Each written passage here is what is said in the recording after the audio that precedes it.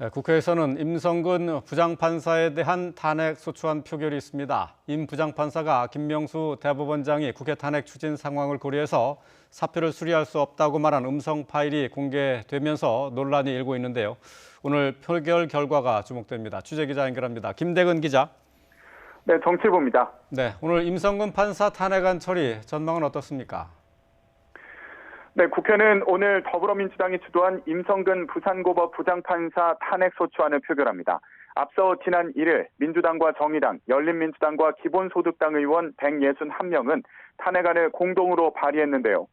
지난 2일 본회의에 보고된 탄핵안은 24시간 이후 72시간 이내에 표결해야 한다는 국회법에 따라 오늘 표결에 붙여집니다. 공동 발의자가 의결 정족수인 151명을 넘는 만큼 탄핵안은 가결될 가능성이 커 보입니다.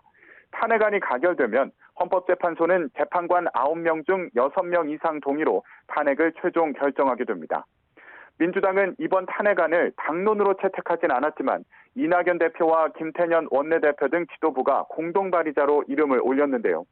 김태년 원내대표는 오늘 아침 회의에서 민주당은 헌법을 위반한 임성근 판사에 대한 탄핵 표결로 헌법이 국회에 부여한 책임을 다하겠다고 강조했습니다. 반면 국민의힘 김종인 비대위원장은 민주당이 탄핵을 통해 전국 이슈를 전환하고 거대 의석으로 사법부를 길들이려 한다고 지적했습니다.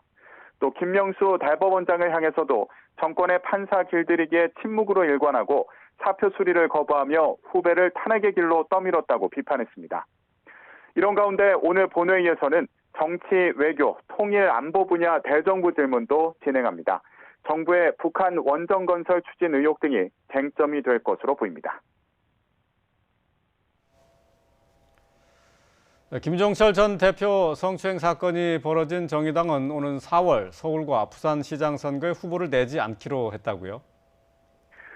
네, 정의당은 어제 저녁 최고 의결기구인 전국위원회에서 오는 4월 7일 치러지는 서울시장과 부산시장 보궐선거에 후보를 내지 않기로 최종 확정했습니다.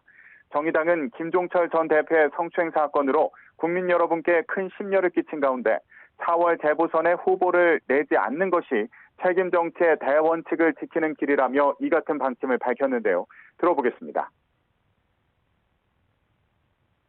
무공천을 하는 모습을 보임으로써 이번 사태에 대해서 정의당이 책임 정치를 하는 모습을 보이는 이런 실천을 해야 된다라는 게 가장 많이 모였던 의견입니다.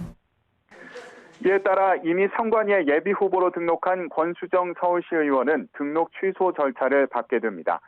정의당은 또 당 재정비를 위해 비상대책위원회를 꾸리고 구체적인 쇄신안도 마련해 발표할 예정입니다. 지금까지 YTN 김대근입니다.